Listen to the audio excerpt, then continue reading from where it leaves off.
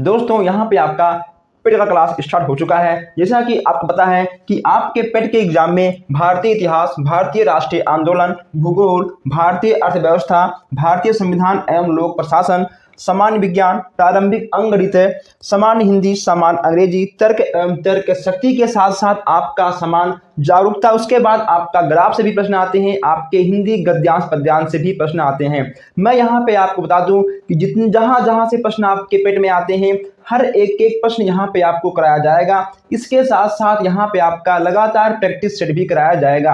आपका practice set, उसके बाद दोस्तों कहीं ना कहीं आपका सॉल्व अनसॉल्व पेपर भी आपका कराया जाएगा। और यहाँ पे मैं आपको बता दूं सबसे अधिक यहाँ पे आपको मैथ पे जोर दिया जाएगा। ठीक है, इसके लिए आपको चैनल को सब्सक्राइब करना होगा ताकि हर क्लास, हर प्रैक्टिस सेट, हर अपडेट आप तक सबसे पहले पहुंचे।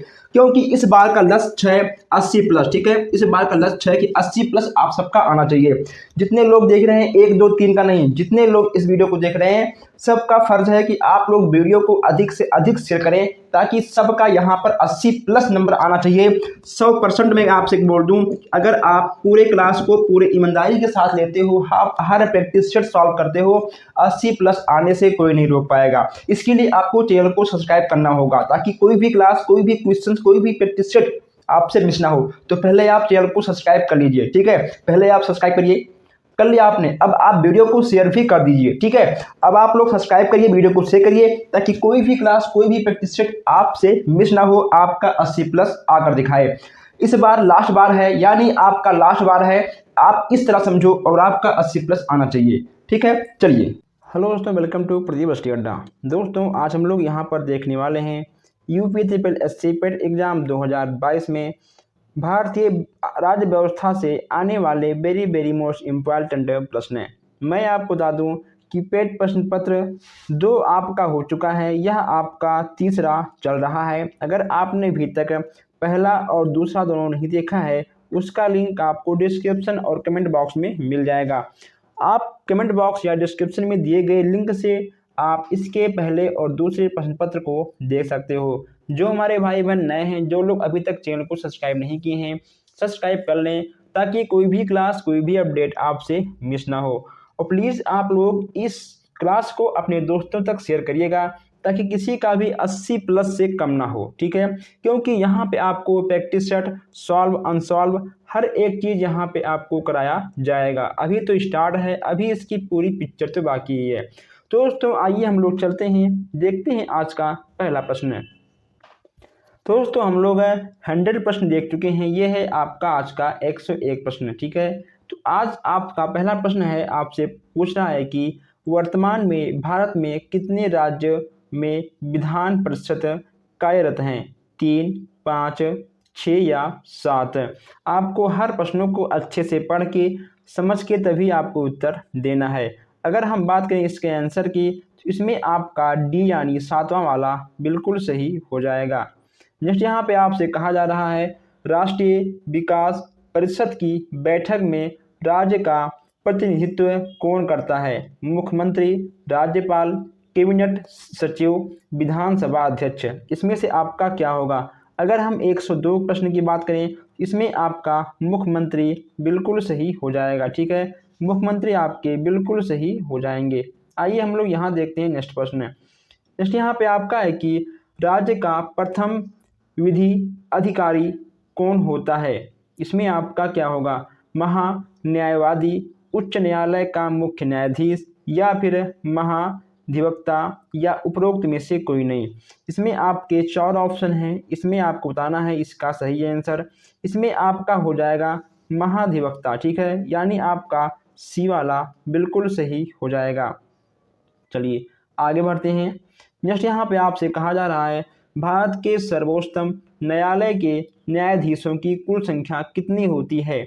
24 होती है, 25 होती है, 31 होती है, या 27 होती है? इसमें आपका क्या होगा?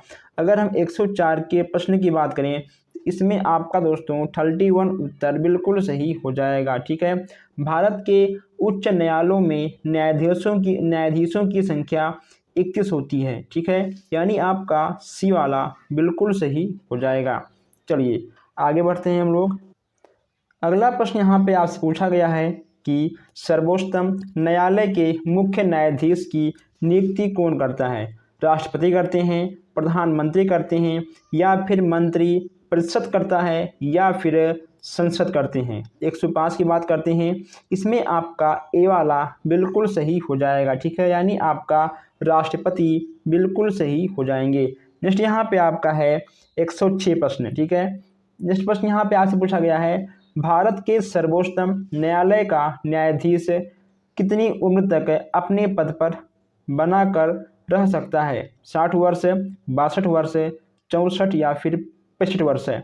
इसमें आपका क्या होगा? इसमें आपका 62, ठीक है दोस्तों, सॉरी, इसमें आपका ठीक है 65 वर्ष हो जाएगा। 65 वर्ष यानी आपका डी वाला बिल्कुल सही हो जाएगा। आइए आगे बढ़ते हैं।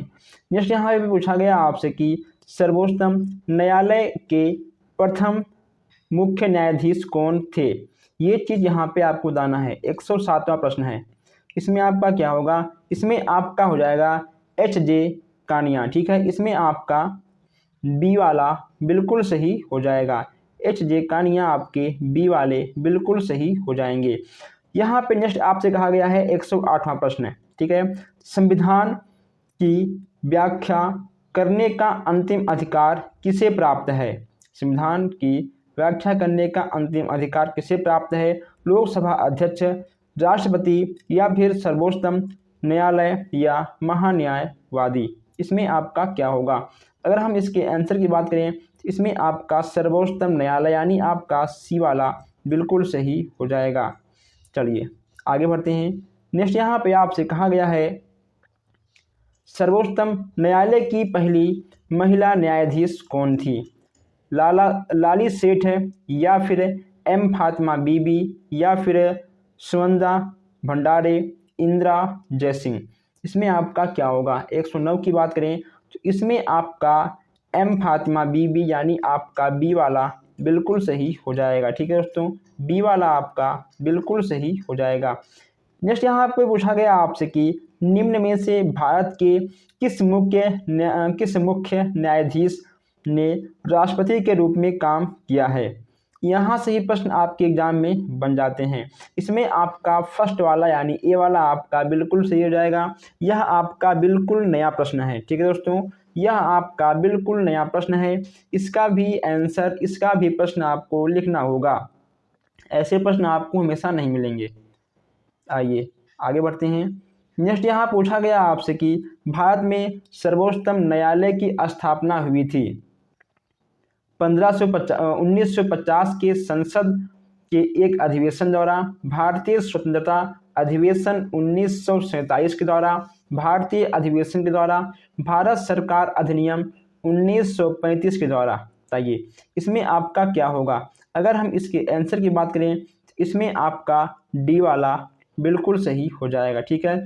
इसमें आपका डी वाला बिल्कुल सही हो जाएगा, भारत सरकार अधिनियम 1935 के द्वारा। नेक्स्ट यहाँ पूछा गया आपसे कि सर्वोच्चतम न्यायालय के न्यायाधीशों की संख्या में वृद्धि करने की शक्ति किसके पास होती है?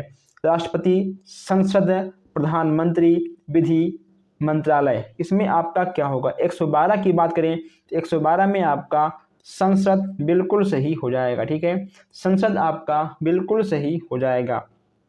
चलिए आगे बढ़ते हैं। नेक्स्ट यहाँ पे आपका हो जाएगा कि भारत में न्यायपालिका है स्वतंत्र, संसद के अधीन, या फिर सामूहिक व्यवहारिक? इसमें आपका क्या होगा? 113वां की बात करें इसमें आपका ए यानी आपका स्वतंत्र बिल्कुल सही हो जाएगा, ठीक है। इसमें आपका 113 का ए वाला बिल्कुल सही हो जाएगा। चलिए आगे बढ़ते हैं। नेक्स्ट यहाँ पे आपका है कि भारत में कुल कितने उच्च न्यायालय हैं? 15, 18, 24 या 28? भारत में कुल कितने उच्च न्यायालय हैं इसकी बात यहाँ पे आपसे की जा रही है। इसमें आपका 24 यानी 24 आपका बिल्कुल सही हो जाएगा, ठीक है। भारत में कुल 24 उच्च न्यायालय हैं। जैसे यहाँ पे आपका है उच्च न्यायालय का मुख्य न्यायाधीशों की नियुक्ति कौन करता है? राज्यपाल करते हैं, राष्ट्रपति करते हैं, प्रधानमंत्री करते हैं, या सर्वोच्च न्यायालय का मुख्य न्यायाधीश? 115 की बात करें इसमें आपका राष्ट्रपति बिल्कुल सही हो जाएंगे, ठीक है। इसमें आपका राष्ट्रपति यानी बी वाला आपका बिल्कुल सही हो जाएगा। नेक्स्ट यहाँ पे पूछा गया आपसे, उच्च न्यायालय के न्यायाधीश किस आयु तक अपना पद धारण कर सकते हैं, यानी उच्च न्यायालय के न्यायाधीश कितने वर्ष तक अपने पद को धारण कर सकते हैं, यानी कब तक वो उच्च न्यायालय के न्यायाधीश बने रह सकते हैं। 58 वर्ष है, 60 वर्ष है, 62 वर्ष है, 65 वर्ष है। बताइए इसमें आपका क्या होगा। 116 की बात करें, 116 में आपका सी यानी 62 वर्ष तक बस केवल वो अपना पद ग्रहण कर सकते हैं, इसके बाद उन्हें अपना पद त्यागना पड़ेगा। ठीक है, चलिए आगे बढ़ते हैं। नेक्स्ट यहाँ पे आपसे पूछा गया है 117वां प्रश्न कि उच्च न्यायालय का मुख्य न्यायाधीश अपना त्यागपत्र किसको देते हैं, किसको देंगे, राष्ट्रपति को देंगे या फिर सर्वोच्चतम उच्च न्यायालय के मुख्य न्यायाधीश को देंगे या अपने राज्यपाल को देंगे या अपने मुख्यमंत्री को देंगे। 117 की बात करें, इसमें आपका राष्ट्रपति बिल्कुल सही हो जाएगा। नेक्स्ट यहाँ पूछा गया आपसे कि उच्च न्यायालय के मुख्य न्यायाधीश के पद पर नियुक्ति होने वाली पहली कौन सी महिला थी, अन्ना चौधरी या फिर फातिमा बीबी, ध्रुवा बनर्जी, लीला सेठ। इसमें आपका कौन सा होगा।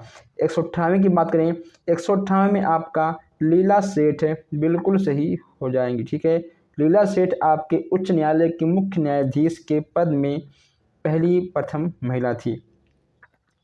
नेक्स्ट यहाँ पे आपसे पूछा गया है कि निम्न में से किस उच्च न्यायालय की अधिकारिकता सर्वाधिक क्षेत्रों पर है, गुवाहाटी, कोलकाता, पटना या चेन्नई। 119 की बात करें, 119 में आपका गुवाहाटी बिल्कुल सही हो जाएगा। ठीक है, चलिए 120वां यहाँ पे आपका है कि भारत के संविधान के अंतर्गत कितने प्रकार की आपातकालीन व्यवस्थाएं दी जाती हैं, 1, 2, 3 या कोई नहीं। 120वां की बात करें, इसमें आपका 3 प्रकार की हो जाएंगी। ठीक है, इसमें आपका सी वाला बिल्कुल सही हो जाएगा। नेक्स्ट यहाँ पे अगर हम बात करें नेक्स्ट प्रश्न की, नेक्स्ट यहाँ पे पूछा गया आपसे कि संविधान के किस अनुच्छेद के तहत राष्ट्रीय आपातकाल की उद घोषणा, ठीक है दोस्तों, आपातकाल की उद घोषणा राष्ट्रपति करता है। अनुच्छेद 352, अनुच्छेद 355, अनुच्छेद 365 और अनुच्छेद 360। 121 की बात करें तो 121वें में आपका ए वाला बिल्कुल सही हो जाएगा। ठीक है, अनुच्छेद 352। नेक्स्ट यहाँ पूछा गया है आपसे, युद्ध या बाह्य आक्रमण के कारण की गई आपातकाल की घोषणा का संसद द्वारा अनुमोदन होना चाहिए, 1 महीने में, 2 महीने में, 3 महीने में या कभी भी।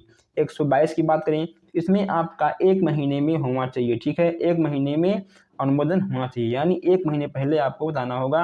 इसमें आपका ए वाला बिल्कुल सही हो जाएगा। चलिए नेक्स्ट यहाँ पूछा गया है आपसे कि राष्ट्रीय आपातकाल की घोषणा देश में अभी तक कितनी बार की गई है, 1 बार, 2 बार, 3 बार या फिर 4 बार। 123 की बात करें, 123 में आपका सी वाला यानी आपका 3 बार की गई है। आपातकाल की बात की जा रही है। ठीक है, यहाँ पे आपका 3 बार अब तक आपातकाल लग चुका है, यानी सी वाला आपका बिल्कुल सही हो जाएगा। नेक्स्ट यहाँ पे आपका है कि संविधान के किस अनुच्छेद के तहत राज्यों में राष्ट्रपति शासन लगाया जा सकता है, अनुच्छेद 352, अनुच्छेद 356, अनुच्छेद 360, अनुच्छेद 368। बताइए किस अनुच्छेद के अनुसार संविधान के द्वारा राष्ट्रपति शासन लगाया जा सकता है। 124 की बात करें, इसमें आपका अनुच्छेद 300, ठीक है, 65 आपका बिल्कुल सही हो जाएगा, यानी आपका बी वाला बिल्कुल सही हो जाएगा। चलिए आगे बढ़ते हैं। नेक्स्ट यहाँ आपसे पूछा गया है कि किसकी सिफारिश पर राज्यों में राष्ट्रपति शासन लगाया जा सकता है, मुख्यमंत्री, संसद, प्रधानमंत्री, संबंधित राज्य का राज्यपाल। 125 की बात करें, 125 में आपका संबंधित राज्य का राज्यपाल बिल्कुल सही हो जाएगा। ठीक है, इसमें आपका डी वाला बिल्कुल सही हो जाएगा। नेक्स्ट यहाँ पे आपका है कि किसी राज्य में राष्ट्रपति शासन की प्रारंभिक अवधि कितनी होती है? 1 माह, 3 माह, 6 माह या फिर 2 माह? 126 की बात करें, इसमें आपका सी यानी आपका 6 माह बिल्कुल सही हो जाएगा। ठीक है, सी वाला आपका बिल्कुल सही हो जाएगा। नेक्स्ट यहाँ पे आपसे पूछा गया है कि भारत में सर्वप्रथम राष्ट्रपति शासन कहाँ पे लगाया गया था? बिहार में, पंजाब में, जम्मू कश्मीर में या फिर महाराष्ट्र में? अगर हम बात करें राष्ट्रपति शासन की, इसमें आपका हो जाएगा पंजाब में। ठीक है, सबसे पहले पंजाब में राष्ट्रीय शासन लगाया गया था, यानी आपका बी वाला बिल्कुल सही हो जाएगा। जो हमारे भाई बहन अभी तक चैनल को सब्सक्राइब नहीं किए हैं, सब्सक्राइब कर लें ताकि कोई भी क्लास आपसे मिस ना हो। चलिए आगे बढ़ते हैं हम लोग। नेक्स्ट यहाँ से पूछा गया है आपसे कि अभी तक देश में कितनी बार वित्तीय आपात की घोषणा की गई है? 1 बार, 2 बार, 3 बार या फिर 1 बार भी नहीं? 128 की बात करें तो दोस्तों अभी तक 1 बार भी वित्तीय आपात की घोषणा नहीं की गई है। बहुत ही अच्छी बात है।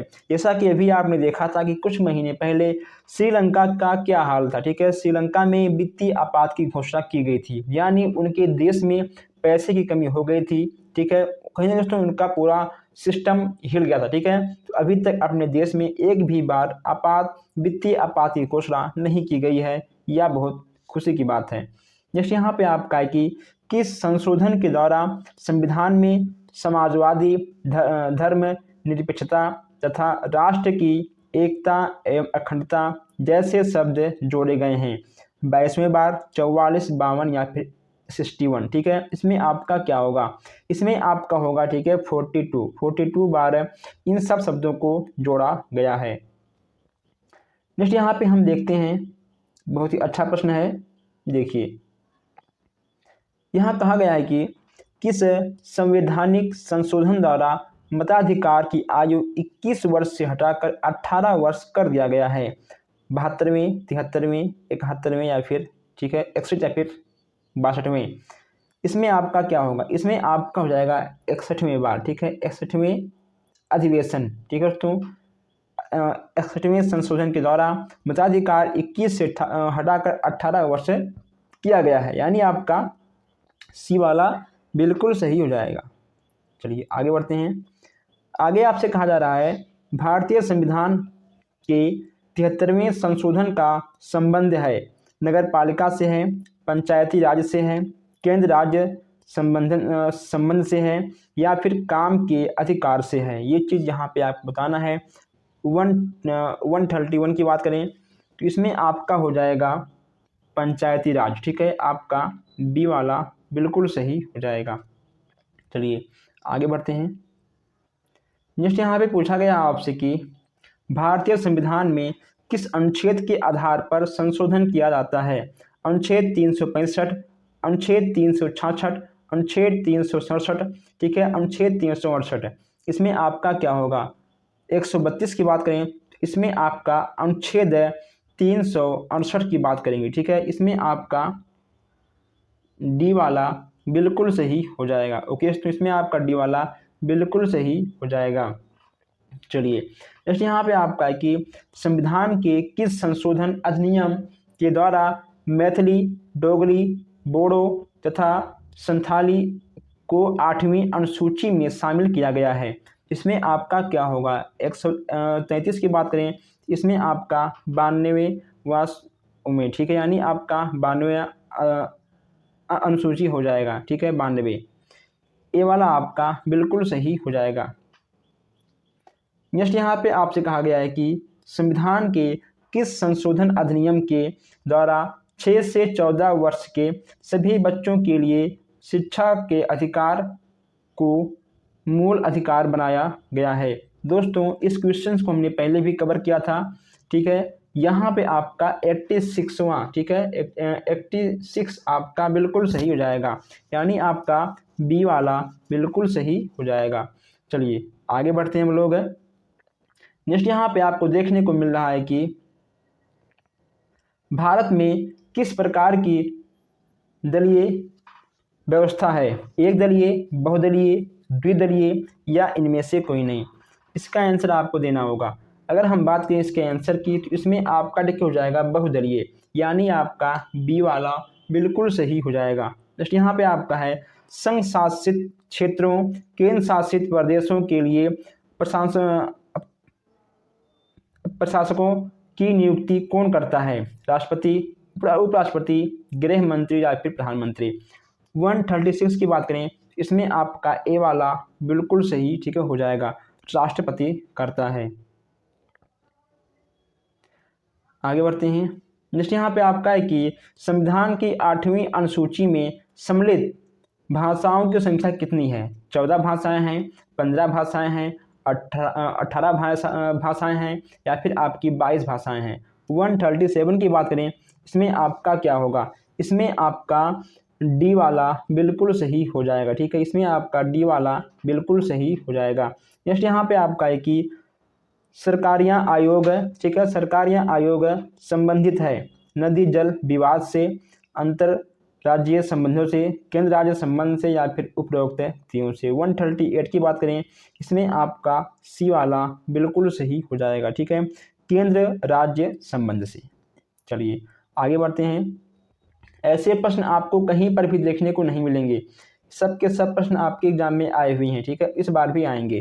नेक्स्ट यहाँ पे आपका है कि भारतीय संविधान में अवशिष्ट अधिकार है राज्यों के पास, केंद्र के पास, न्यायपालिका के पास, केंद्र एवं राज्य दोनों के पास। 139 की बात करें इसमें आपका हो जाएगा केंद्र के पास। ठीक है, केंद्र के पास अवशिष्ट अधिकार हैं। निर्वाचन आयोग का प्रमुख नेता कौन होता है? प्रधानमंत्री, राष्ट्रपति, मुख्य निर्वाचन आयुक्त या फिर गृह मंत्री।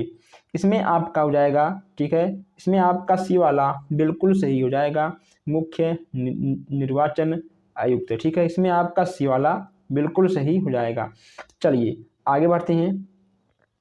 नेक्स्ट यहाँ पे आपसे कहा गया है कि उपचुनाव कब कराया जाता है? 2 वर्ष बाद, 3 वर्ष बाद, 5 वर्ष बाद या जब आवश्यक हो। उपचुनाव की बात की जा रही है।